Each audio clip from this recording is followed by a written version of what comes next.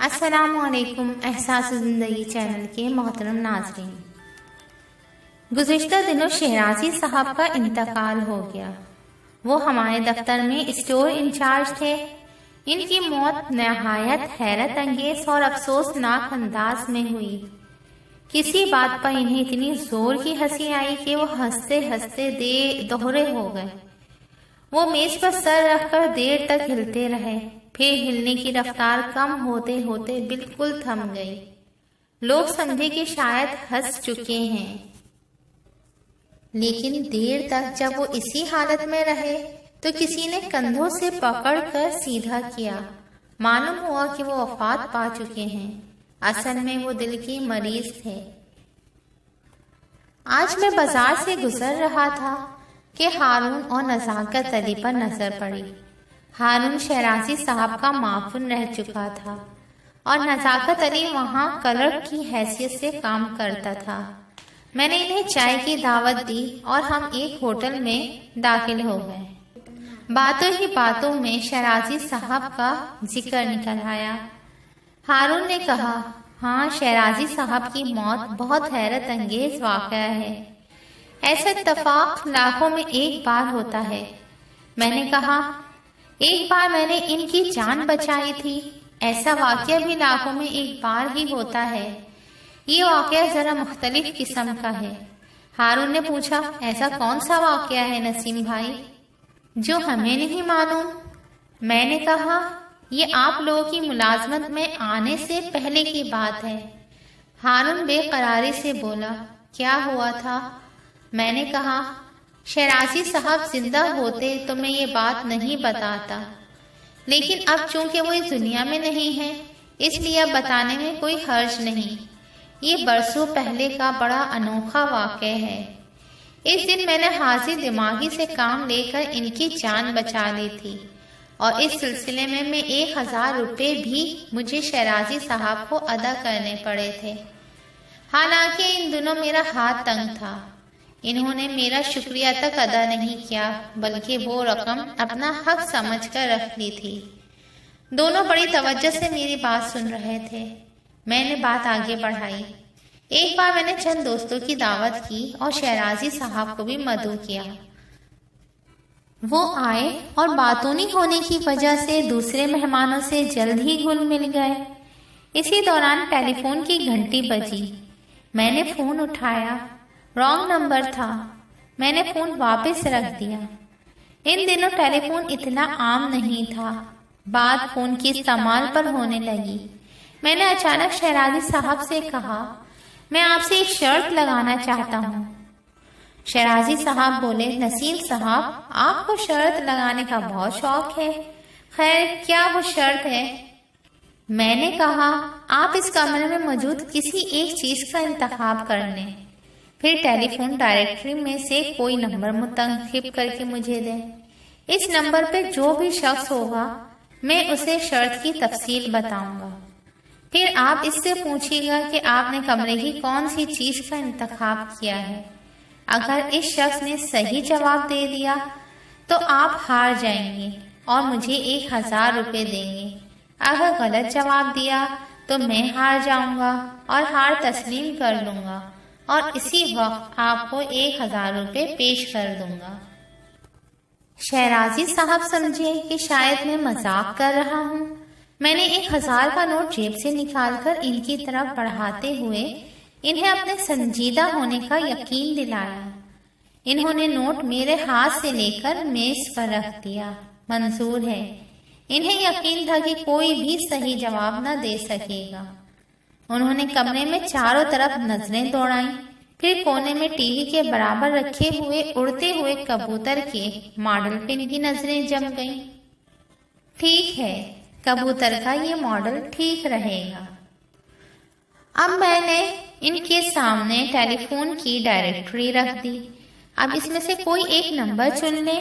وہ کچھ دیر تک برگردانی کرتے رہے، پھر علیحدہ کاغذ پر ایک نمبر اور اس شخص کا نام لکھ دیا۔ اس کا نام فضل تھا۔ میں نے یہ نام اور نمبر سب کو دکھایا، پھر ٹیلی فون کا ریسیور اٹھایا اور مہمانوں کی طرف دیکھا۔ وہ سب بڑی بے صبری سے اس انوکھی شرط کے نتیجے کا انتظار کر رہے تھے۔ میں نے بلند آواز سے کہا، حضرت آپ سب گواہ رہیں کہ شیرازی صاحب نے ٹی وی کے برابر رکھے ہوئے ماربل کے کبوتر کا انتخاب کیا ہے۔ پھر میں نے شیرازی صاحب کی طرف رخ کر کے ان سے کہا، اگر آپ اب بھی اپنا انتخاب بدلنا چاہتے ہیں تو مجھے کوئی اعتراض نہیں ہوگا۔ وہ بولے، نہیں، میں صرف یہ چاہتا ہوں یہ نمبر میرے سامنے ملایا جائے جو میں نے چنا ہے۔ میں نے کہا، ٹھیک ہے، آ جائیے۔ جب وہ قریب آ گئے تو میں نے ان کے سامنے نمبر ملا دیا۔ دوسری طرف رابطہ ہونے پر میں نے کہا، جناب کیا فضل صاحب بات کر رہے ہیں؟ ہاں، جواب پا کر میں نے مزید کہا، معاف کیجیے گا، آپ کو زحمت دے رہا ہوں، دراصل ہمارے دوست شیرازی صاحب آپ سے بات کرنا چاہتے ہیں۔ میں نے ریسیور شیرازی صاحب کو پکڑا دیا۔ انہوں نے شرط کی تفصیلات بتانے کے بعد کہا، اب آپ بتائیں کہ میں نے کس چیز کا انتخاب کیا ہے۔ ریسیور شیرازی صاحب کے کان سے لگا ہوا تھا، اس لیے میں دوسری طرف کی آواز نہیں سن سکا، لیکن جواب سن کر شیرازی صاحب کی جو کیفیت ہوئی، اس سے اندازہ ہو گیا کہ انہوں نے صحیح جواب سن لیا ہے۔ ان کا چہرہ سفید ہو گیا اور ریسیور ان کے ہاتھ سے چھوٹ کر نیچے گر پڑا۔ وہ لہراتے ہوئے ایک ہاتھ سینے پر رکھ کر قریب رکھی کرسی پر گر پڑے۔ وہ خلاف توقع جواب سن کر حواس کھو بیٹھے تھے۔ ہم نے ان کے ہاتھ پیر سہلائے، منہ پر پانی کے چھینٹے مارے اور چمچے سے ان کے منہ میں پانی ڈالا۔ کچھ دیر بعد وہ ہوش میں آ گئے اور رفتہ رفتہ بالکل ٹھیک ٹھاک ہو کر صوفے پر نیم دراز ہو گئے۔ وہ کچھ دیر خاموشی سے سوچتے رہے، پھر ہنستے ہوئے مجھ سے بولے، بھائی جواب نہیں تمہاری شرط کا۔ میں نے ان کی طرف دیکھا تو ان پر ترس آنے لگا۔ مجھے 1000 روپے کا کوئی لالچ نہیں ہے، میرے لیے یہی کافی ہے کہ آپ شرط ہار گئے ہیں۔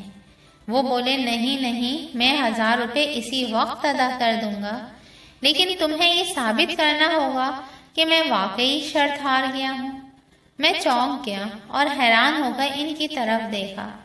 آپ بھلا کس قسم کے ثبوت کی ضرورت ہے؟ کیا ان صاحب نے صحیح جواب نہیں دیا تھا؟ شیرازی صاحب نے کہا، نہیں، ان کا جواب صحیح تھا، لیکن میں نے ابھی تمہاری شرط کا تجزیہ کیا ہے۔ میں سب کے سامنے اپنے دلائل پیش کروں گا۔ اگر میری بات غلط ثابت ہوئی تو میں اپنی ہار مان کر 1000 روپے ادا کر دوں گا۔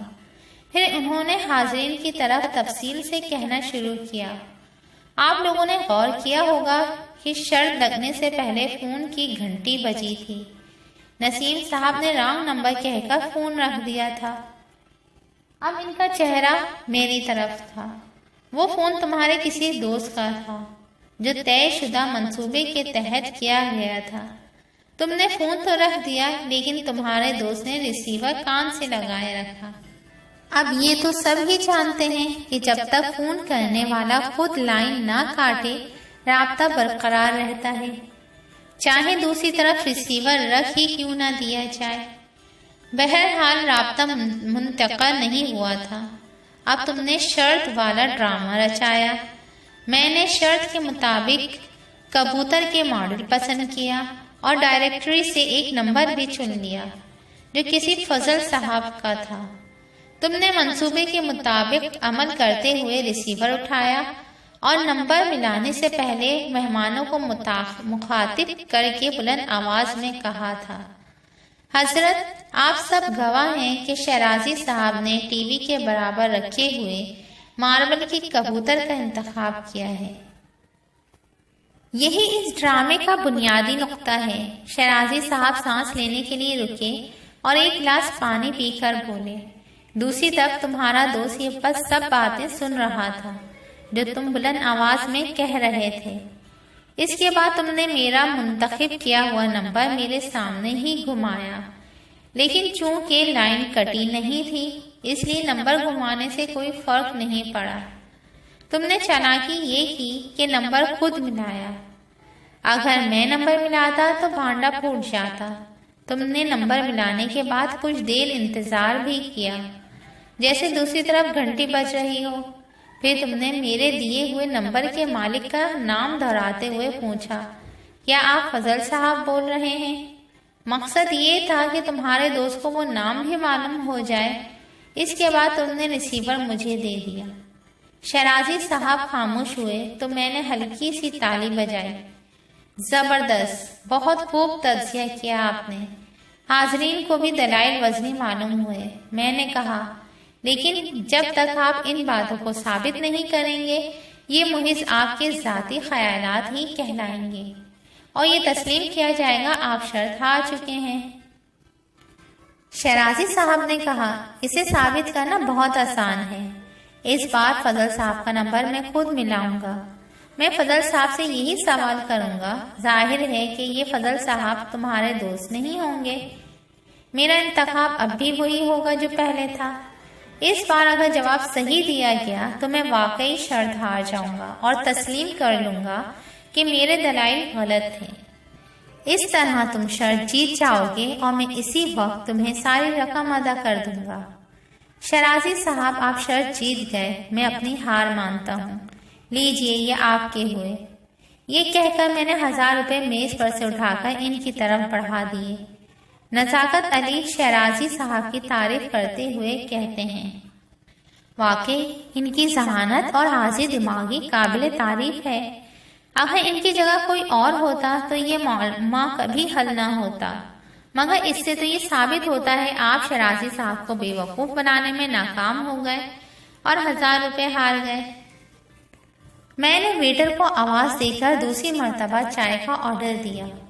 میں نزاکت کی بات کا جواب دینے والا تھا کہ ہارون نے بھی مجھ سے وضاحت چاہی۔ اس نے کہا، شروع میں آپ نے کسی ایسے واقعے کا ذکر کیا تھا جس میں آپ نے 1000 روپے دے کر ان کی جان بچائی تھی، اور یہ بھی کہا تھا ایسا واقعہ اتفاق سے ہی کبھی ہوتا ہے۔ لیکن آپ نے ابھی جو کہا ہے اس میں تو کوئی ایسا ذکر ہی نہیں آیا۔ میں نے کہا، یہ سوال اپنی جگہ درست ہے، لیکن میں نے جو کہا ہے وہ بھی بالکل ٹھیک ہے۔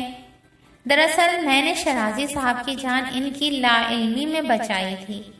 اگر میں اپنی ہار تسلیم نہ کرتا اور ان کو اسی نمبر پر فون کرنے دیتا تو میرے 1000 روپے یقیناً بچ جاتے، لیکن ان کا ہارٹ فیل ہو جاتا، کیونکہ اس سے پہلے میں ان کے دل کی حالت کا اندازہ لگا چکا تھا۔ ان دونوں کے چہروں سے لگ رہا تھا کہ باتوں کو وہ پوری طرح سمجھ نہیں پا رہے۔ آخر ہارون نے پوچھا، تو کیا آپ شرط نہیں ہارے تھے؟ کیا شیرازی صاحب کا تجزیہ غلط تھا؟ میرے جواب دینے سے پہلے ہی نزاکت پوچھنے لگا، کیا آپ نے اپنے دوست کے ساتھ مل کر منصوبہ نہیں بنایا تھا؟ میں نے جواب دینے سے پہلے دونوں کی طرف دیکھا۔ وہ حیرت سے منہ کھولے میرے جواب کے منتظر تھے۔ میں نے ایک بسکٹ توڑ کے منہ میں رکھا اور جواب دینے کے بجائے انہی سوالی انداز میں کہا، سنو، شیرازی صاحب نے اپنے دلائل دینے کے بعد تجویز پیش کی تھی کہ شرط کی تمام تفصیل جوں کی توں رکھتے ہوئے یہ نمبر سب کے سامنے میں خود اپنے ہاتھ سے ملاؤں گا۔ یہ سنتے ہی میں نے اپنی ہار تسلیم کر لی تھی، لیکن انہیں دوبارہ نمبر ملانے نہیں دیا تھا۔ اب میں آپ لوگوں سے پوچھتا ہوں کہ اس مرتبہ بھی شیرازی صاحب کو صحیح جواب ملتا تو کیا ان کا ہارٹ فیل نہ ہو جاتا؟ دونوں سناٹے میں آ گئے۔ نزاکت نے کہا، بے شک ایسا ہی ہوتا۔ اگر حقیقی فضل صاحب بھی وہی جواب دیتے جو جواب آپ کے دوست نے دیا تھا، تو کیوں کہ ان کا تجزیہ بظاہر مکمل اور درست تھا، ان کے نزدیک صحیح جواب ملنے کی ذرہ برابر امید نہیں تھی۔ میں نے کہا، بس یہی وجہ تھی کہ میں نے دوبارہ نمبر ملانے نہیں دیا تھا، کیونکہ انہیں پھر وہی جواب ملتا جو وہ پہلے سن چکے تھے۔ حقیقت یہی ہے کہ انہیں بے وقوف بنانے کے لیے میں نے اپنے دوست کے ساتھ مل کر منصوبہ بنایا تھا۔ اگر میں شیرازی صاحب کی بات مان کر انہیں نمبر ملانے دیتا، ہارون نے میز پر ہلکے سے ہاتھ مار کر کہا، لیکن یہ کیسے ممکن ہے کہ اصل فضل صاحب بھی وہی جواب دیتے جو آپ کے دوست نے دیا تھا؟ میں نے کہا، یہ بات میں پہلے ہی بتا چکا ہوں کہ ایسا اتفاق شاذ و نادر ہی ہوتا ہے، شاید لاکھوں میں ایک بار۔ شیرازی صاحب نے ٹیلی فون ڈائریکٹری سے جس نمبر کا انتخاب کیا تھا وہ میرے دوست فضل ہی کا تھا، لہذا انہیں وہی جواب ملنا تھا جو صحیح تھا۔ السلام علیکم احساس زندگی چینل کے محترم ناظرین، گزشتہ دنوں شیرازی صاحب کا انتقال ہو گیا۔ وہ ہمارے دفتر میں اسٹور انچارج تھے۔ ان کی موت نہایت حیرت انگیز اور افسوسناک انداز میں ہوئی۔ کسی بات پر انہیں اتنی زور کی ہنسی آئی کہ وہ ہنستے ہنستے دوہرے ہو گئے۔ وہ میز پر